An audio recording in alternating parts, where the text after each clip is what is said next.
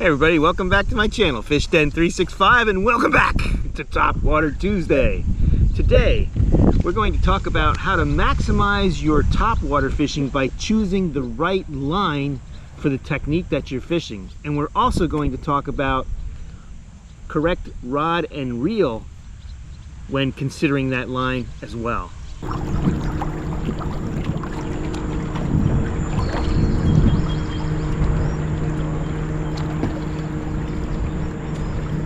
Got him this time. All right.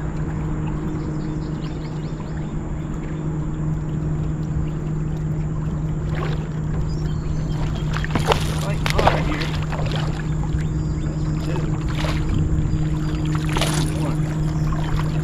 Topwater Tuesday, folks. So today we're going to talk about a number of different topwaters. We're going to talk about a frog, fishing a toad, buzzbait, walking bait, poppers, ploppers, wake baits, and prop baits. We're going to talk about the best lines to use for these different techniques and different baits, and we'll also consider rod and reel considerations. Okay, so let's start with the frog, the basic frog here. Typically when we're throwing the frog, we're throwing it in heavy cover, and when fishing heavy cover, braid is the line to go with on this guy. And I use straight braid. I'll color the braid, I'll make it dark. I'll usually color it dark green. I'll use a dark green marker and color it dark green. You could also use black, that works as well, but you want to have that direct connection to this bait. When you get the bite, you're going to need a line that doesn't have stretch in it, something that is direct to the bait, and braid is the thing that gets that job done. It doesn't have the stretch, you get the bite. When you set the hook, you have to drive these large hooks into the fish's mouth along with all the slop that you might be fishing in. Now when you're throwing the frog, you do need to make sure that the fish has the bait, because sometimes there's misses, right? They'll miss the bait or they won't get it. So you kind of want to make sure you feel the weight of the fish before you set that hook. You know, and that means delaying your hook set just a little bit, not long at all, especially if the bite is aggressive. But braid is the way to go, and I typically use 50 pound braid. For me works well. A lot of people use 65, some people use 80. I like 50 because it is a little thinner, it's plenty strong, and you retie maybe after every trip or two. It's plenty strong, and the reason why I like 50 is that diameter is a little smaller and it's a little easier to rip through the weeds. When you do have a fish on, you have to rip it through pads, milfoil, whatever you're fishing, and so you have to consider that. Now the rods, typically today they have rods specific for a lot of these techniques, and there are a ton of frog rods out there. I like to use a Dobbins rod, a Dobbins frog rod. It's 7 feet 3 inches, and you need a rod that's got the backbone to get this and the fish out of that slop. And so if you're using a spinning rod, you're probably not choosing the best outfit for this. You want a bait caster, you want a heavy action, nothing less than a medium heavy, potentially heavy action. You have to have a little tip to throw the frog, but there's rods out there that are set up to do this. The Dobbins frog rod is one of them. Now the other thing to talk about is the reel for this bait. There's the argument that if you use a lower ratio reel, a lower gear ratio reel, that has more power to it, more direct drive, like a winch. And that is true, but it's not the reel I prefer anymore, because when you're talking about a winch, you're just talking about a direct line hooked to a winch, and you're just winding that in. Well, that forgets that you have a rod when you're fishing with this. And to me, having a higher speed reel is much more important, because I can reel that frog. Once I'm done fishing the area, I can reel it back in real quickly and get it right back out there. If I get a fish on and he's moving toward me, I can catch up to him much quicker with a high speed reel. And if I need power, the high speed reel is fine with that, because I'm using my rod to pull that fish and catch up with the reel. So for me, a high-speed reel is more important than a power reel, than a low gear ratio. I like something like a 7.1 to 1 ratio reel, or 7.5, even up to like 8.3 when fishing the frogs. Next is the toad. Now the toad is interesting because this bait, you know, it has to be moving generally to to catch the fish. Now you can stop it and sometimes you'll get that spiral and that'll catch them too. But when fishing a toad, again, I like to use braided line because I'm throwing this usually in heavy cover, in weeds and that kind of thing. And so again, I'll use 50-pound braid. And even if I'm fishing open water, when I throw this out, as soon as it lands on the water, I start to reel. I engage that reel. So if I'm keeping the braid out of the water because I'm doing that, well then the braid is never seen by those fish. It's not laying on the water. So I generally will always fish braid with a toad unless I'm fishing it under the water. If I'm fishing it under the water in open water, which is a rare thing, but sometimes there are cases where you may want to do that, then I might consider a leader. In that particular case, if I wanted to sink, I might use a fluoro leader even, but that's a rare condition. Usually I'm going to fish the same 50-pound braid with this as well. So when it comes to the rod for toad fishing, again, I'm using a Dobbins rod. This is a 7-foot Fury rod, and it's for Texas rigs, jigs, Carolina rigs, and horny toads. So it's specific to fishing the horny toad. It has the right give in the tip and backbone to pull those fish out. But more importantly, what I want to get across with the toad is, because as soon as it lands on the water, you start to engage your reel because you want to get this thing buzzing on top right away. A high-speed reel is critical. And this reel here makes toad fishing a pleasure. It is the Abu Garcia Revo Rocket. 10.1-to-1 gear ratio, I believe, is what this thing is.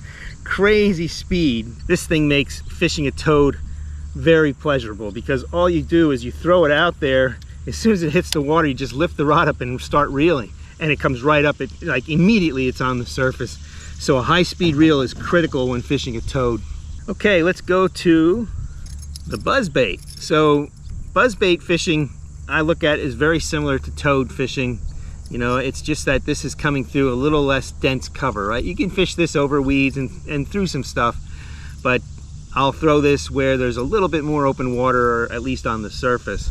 And again, though, I like to use braid with this. I'm gonna wind him moving that blade. And the reason for braid, again, is because pretty big hook. I can throw it far, no stretch in the braid. It just makes it easy. And as long as I can keep that braid out of the water, because this is the same as the toad, I'm gonna throw this out. As soon as it lands, I start reeling. So again, I'm gonna use the same rod that I would use for the toad and that same Revo Rocket reel, and generally 50-pound braid. As long as that line is not in the water with the bait, I don't think it matters. The fish aren't gonna be seeing that. They're gonna be looking at the action of this blade. It's bubbling, it's making noise, and they're seeing the bait. So again, I like to use straight braid when fishing the buzzbait. Now, if I'm fishing a smaller buzzbait, a 1/8 ounce buzzbait, in that particular case, I may choose to use a different line. I'll go down to maybe a monofilament leader that is smaller in diameter, that allows me to throw that bait just as far as the larger one. All right, let's talk about walking baits. This one is the walk the dog type of bait. So if I'm fishing a standard walking bait, I'll generally use monofilament line. I still like to use braid as my main line just because it's easy to deal with. It casts farther and it lasts longer, so I don't have to change it as often. But I'll use a monofilament leader, and depending on the size of this bait, if this is a tiny bait that's meant for bait finesse, then that leader would probably be 8-pound test. But generally, if it's a standard size walking bait, I'm using anywhere from 12 all the way up to 17-pound test mono. You want a stiffer mono on the front. You don't want to use fluorocarbon for this technique because fluorocarbon will sink. And when you stop, if you're stopping and going with this, or even if you're just going real wide, you'll get a little belly. Whoops. That line will have a little belly under the bait, and it can catch and foul on this hook, and it will just foul the bait and it won't work right. That's why you use the mono, and if you can get away with 17-pound test, that's better still because it's stiffer and it's less likely to get hooked up on the hooks. So that's what we're going to go with on the walking baits. You want a topwater rod that you can throw this with. A jerk bait rod would be a good rod to use for topwater. Again, they have specific rods these days. I used to use these Daiwas, but I found another rod. They don't make the Daiwa Light and Tough anymore. The other rod that I really like is the Cash and Icon topwater rod. Great rod for this kind of technique. And again, I like a higher speed reel for this too. You have to get used to, when you're walking, you know, the secret to walking the bait is to have slack in the line between when you pull the rod. So when you go ahead and snap that rod down, there's got to be some slack in the line, or you won't get the walking action. And the high speed reels, if you're not used to them, can mess that up a little bit, because you can be taking up more line than you need to. So you just got to get used to whatever reel you're using. Anything 6.3 to 1 and above is fine. You can go all the way up to 8 and 9 gear ratios and still be able to work this bait. It's just you have to learn how much to turn that reel handle to catch up on that slack line each time you're walking the bait. Next category, poppers. So I got a couple different sizes here. If you're using a bait finesse size like this little guy here, well then 8-pound test mono is perfect. Anything that's a standard popper, again, 12 to 17 is what I want to use, for the same reasons as this. You don't want to use, and it's mono, you don't want to use fluorocarbon. You know, when this thing's sitting there, you don't want that belly to catch on this hook. So the stiffer line that you can use, which is the higher test, 15, 17-pound test, the better off you are with fishing the poppers. And again, same rod that I would use for the walking bait, I would use for the poppers as well. And same thing. Now, a popper, you could get away with a slower reel, because this is meant to sit longer, and you're not ever working it fast. You're just blooping it along. Well, I shouldn't say that. There are times when you can work this real fast, just racing it, making it go across the surface. And so then you might want a little bit of a higher speed reel. But if you have a low speed reel, this would be one of the techniques you can use it for. You just have to remember that you have to reel like crazy when you need to catch up to a fish. But for me, I like anything from a 6.3 to 1 to an 8.3 to 1 ratio for this kind of bait. Next up, we've got our Whopper plopper. I look at this a lot like a buzz bait, but fishing more in open water where the hooks aren't going to be catching on weeds. This is one where you could get away with braid, because you want to have that, you know, if you can keep the braid out of the water, you're fine. They're not going to notice that. If you're going to stop and go this bait, then I wouldn't use braid. I would use, again, a monofilament leader. And for a bait this size, I'd definitely be using 17-pound test mono. If you go to a smaller one, you may want to downsize down to 12-pound test, something like that. Same topwater rods that I'm fishing these others on. I fish these because they have the same type of hooks, treble hooks. So I would use the same topwater rod that I use for a popper and or the walking baits. And for this, a high speed reel is nice, because if you want to fish it fast, it just makes that easier to do, and you can still stop and go with it. Next up, wake baits. This is a redfin, a great wake bait here.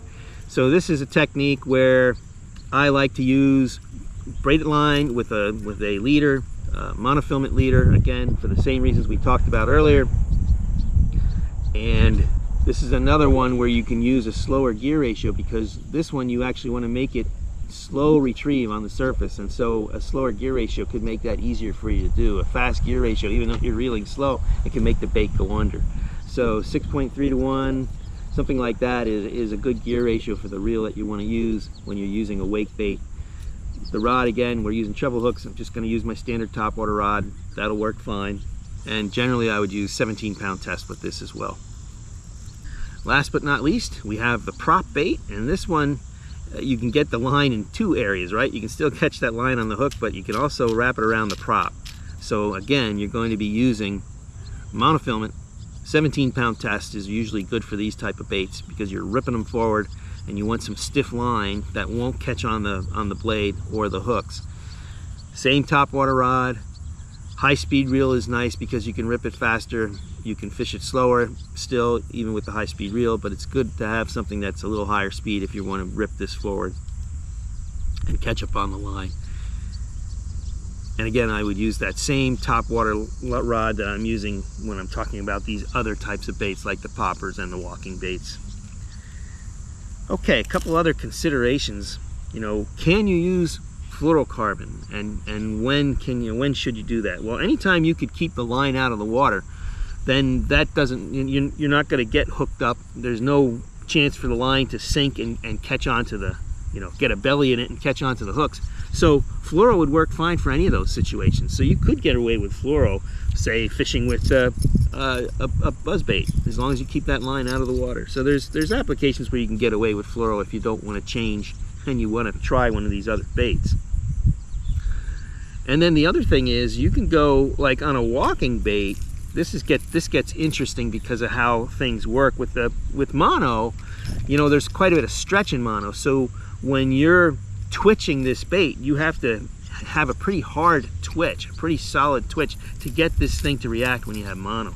If you were to fish this with straight braid right to this, it changes everything about how you have to work the bait with the rod. It's much easier. It's just a smaller, shorter, little tiny little snaps in the rod, and you can get this thing to go all different ways and act the way you might want it to act. And so when might you do that? Well, braid is not something I would use in the daytime for this technique, because if I stop it, I think it's more visible in the water. But at night, they're not going to see that. So I've fished straight braid to these at night already, and that is another thing to think about, because it makes it actually easier to walk. You don't have to work the rod so much to get the bait to do what you want it to do. But braid you do have to be careful that you don't get the hooks here. Even though the line floats, braid tends to have, there's no memory in it at all. It's very, very loose, and so sometimes you can catch the line on the hooks. But you could get away with braid at night when you're fishing these. It's just know that it's going to be a different type of rod movement than if you're using mono. Whatever you get used to, I would say just to do that and keep doing that, because it's just easier to get, at night you don't want to have the confusion of working the bait the way you want it to work. So whatever you're doing in the daytime, I would recommend you do the same at night, although you may want to use braid if you're going for striped bass or something like that and you don't want the line to break so easily. The other thing about using braid on some of these other baits like this is that because there's no stretch in it, you have to be careful that you don't actually pull the bait away from the fish and or rip the hooks out of its mouth on the hook set. So in other words, if you are going to use braided line for these walking baits, you want a softer action rod, because you want to allow that fish to suck the bait in, and you won't need as much rod power to set those hooks because the braid doesn't have any stretch in it. With mono, there's quite a bit of stretch. It's nicer to have a little more power in that rod to get the hook set. Well, I hope these explanations made sense, and I hope that they were easy to understand, and I hope they help you with your topwater fishing. Would love to hear your opinion. Comment on what you do, what kind of topwater fishing you like, and what your line, rod, and reel considerations are. And if you want to see a really good video about toad fishing, take a look at this one right here. In the meantime, be safe out there. Hope you catch a giant, and as always, may God bless your fishing endeavors.